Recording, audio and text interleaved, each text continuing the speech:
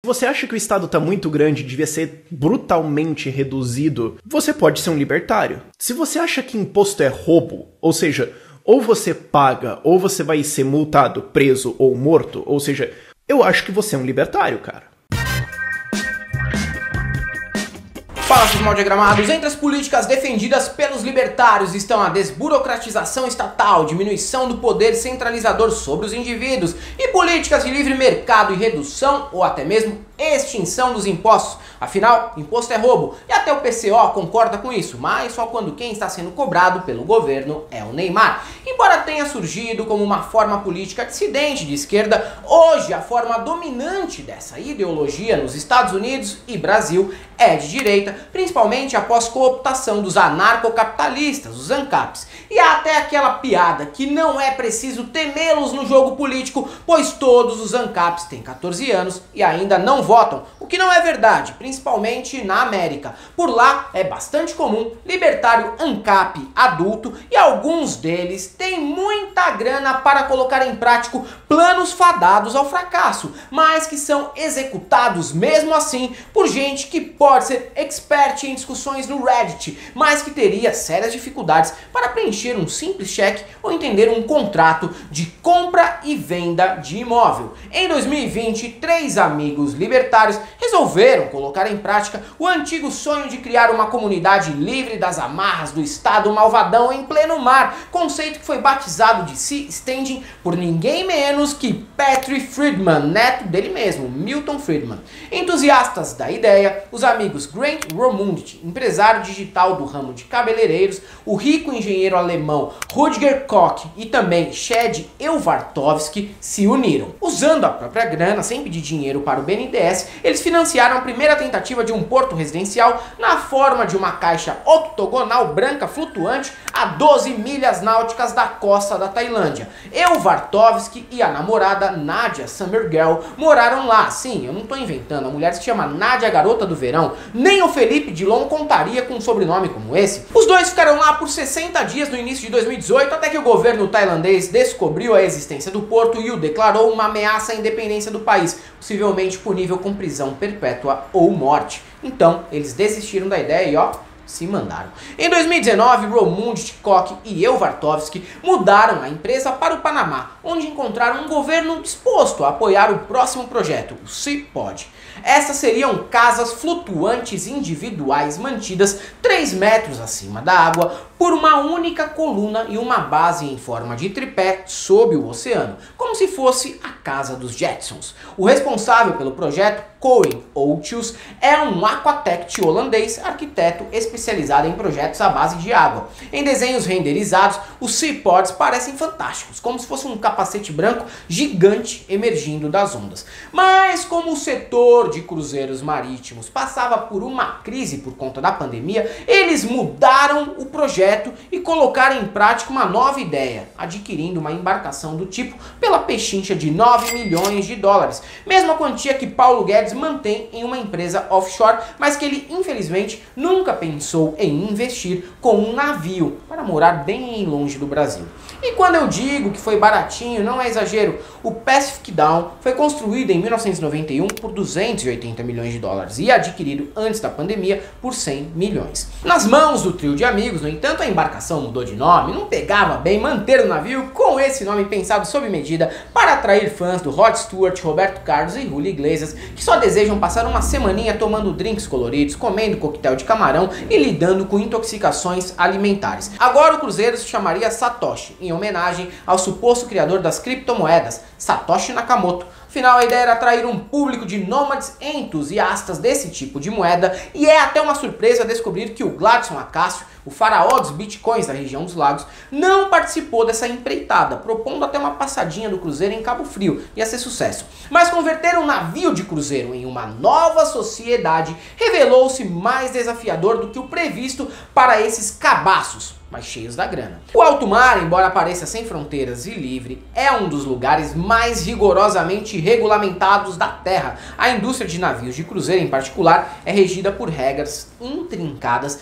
que só especialistas conhecem. E eles descobriram isso da pior forma possível. E não dá pra dizer que não foram avisados. Após a compra do cruzeiro, os três anunciaram a aventura no Reddit e em seguida montaram uma agência de viagens para vender as cabines para quem quisesse participar dessa experiência de viver em uma comunidade libertária de fãs de criptomoedas. Na rede social, muita gente questionou como seriam gerenciadas questões como abastecimento, alimentação, manutenção, internet, banda larga. Vartovsky respondeu a todas as perguntas com grande atenção aos detalhes. Haveria geradores no início, depois eles colocariam energia solar. Essa seria uma criptonave ecológica. Quanto aos impostos, aí ele jurou que ninguém pagaria nada. Nada sobre rendimentos obtidos em empreendimentos sediados em território além do Panamá. Abre aspas para ele. Você estaria livre para ganhar, ou para mim, tanto dinheiro quanto quisesse. Seria o paraíso regulamentar de um trabalhador remoto. As 777 cabines seriam leiloadas entre 5 e 28 de novembro de 2020, enquanto o navio cruzava o Atlântico em direção ao Panamá e incluía quartos sem janelas por $570 por mês, vista para o mar $629 ou varanda $719. Mas aí veio outra preocupação. Eu posso levar meu animal? Ok, eles criaram regras para isso. Pode, desde que ele não lata por mais de 10 minutos e não tenha mais de 10 quilos e que você também não jogue merda no mar, o que causaria multa de $200. Olha a incoerência aí, eu pensei que fosse uma sociedade livre das amarras regulatórias do governo e os caras já estipularam multa para evitar que as pessoas não encham o mar de cocô de cachorro. Hipócritas. A equipe contratou ainda uma empresa de gerenciamento, a Columbia Cruise Services, para operar o navio e fornecer uma tripulação mínima de cerca de 40 pessoas, a maioria ucraniana, incluindo um cozinheiro, engenheiros e equipe de limpeza. O experiente capitão de cruzeiro britânico Peter Harris chegou para assumir o comando, já que ali ninguém sabia dirigir nem carro manual. Em entrevista a Sophie Elmhirst, do The Guardian, que fez essa matéria maravilhosa, Harris contou que os amigos eram simpáticos, a ponto de liberar as 5.000 garrafas de vinho e 2.000 de destilados que vieram de brinde na embarcação gratuitamente para a tripulação. Mas como ele era responsável, ele só liberou 3 doses por dia para cada um dos seus subordinados, porque ele sabe que senão todo mundo ficaria bêbado o tempo todo. Mas como todo libertário, o trio tinha aversão às regras e nenhuma noção das legislações sobre navegação. E é aí que começaram os problemas. Para navegar em qualquer lugar, um navio exige certificados de navegabilidade. Estes expiraram no dia em que o negócio dos amigos com o antigo dono foi concluído. Normalmente, um novo comprador que tem alguma experiência garantiria que esses certificados durassem ainda alguns meses para cobrir qualquer viagem posterior, mas ninguém tinha a mínima ideia sobre isso. Achavam que era só entrar e navegar livremente. Quando a tripulação subiu a bordo e informou a equipe da situação, todos os contratos já haviam sido assinados e os 40 funcionários precisariam ser pagos de qualquer maneira. Antes que o Satoshi pudesse cruzar o Atlântico, como era o plano, a equipe foi obrigada a navegar com o navio até Gibraltar e retirá-lo da água, um processo conhecido como doca seca, para realizar os reparos essenciais e renovar os certificados. À medida que a travessia continuava, as questões sobre como o projeto realmente funcionaria quando o Satoshi chegasse ao Panamá se tornaram mais comuns. Segundo o comandante Harris, Vartovsky achava que poderia convencer as autoridades panamenhas a deixar o navio ancorar permanentemente em suas águas e cancelar o registro como embarcação, passando a ser uma residência flutuante para evitar alguns dos requisitos mais exigentes do direito marítimo. Mas enquanto o Panamá estava feliz por ter o navio atracado em sua costa, ele especificou que aquela embarcação deveria permanecer oficialmente designado como um cruzeiro, o que gerou outra dificuldade: o lançamento de esgoto.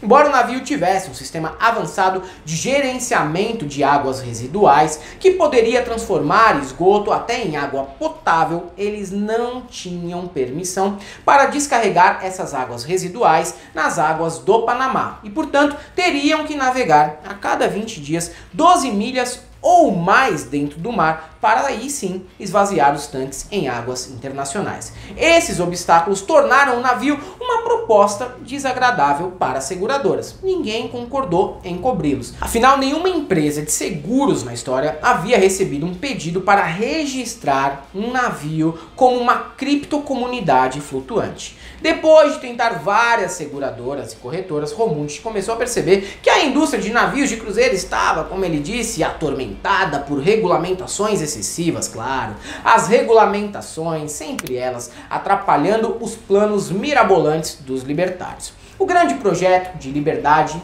do trio, cujo propósito intrínseco era oferecer uma fuga das regras opressivas e da burocracia, estava sendo prejudicado por regras opressivas e pela burocracia. Como Vartovsky refletiria alguns meses depois no Reddit, abre aspas, um navio de cruzeiro não é muito bom para pessoas que querem ser livres. É mesmo, rapaz. Mas em meados de dezembro, o cruzeiro já estava na metade do caminho através do Atlântico, queimando $12 mil diários em galões de diesel, com uma tripulação de 40 pessoas que teria que ficar a bordo mesmo quando estivesse com a embarcação parada no Panamá, porque um navio de cruzeiro requer manutenção constante e essas são as regras. Um navio pode custar, veja bem, mesmo estando atracado, até $1 milhão por mês só para operar. Antes que o Satoshi aparecesse nas areias brancas de uma praia do Panamá, Romundi Tchikock e Vartovsky precisariam fazer uma ligação e tomar uma decisão. Eles não podiam se dar ao luxo de manter o navio atracado e vazio por meses a fio, enquanto tentavam resolver o problema do seguro.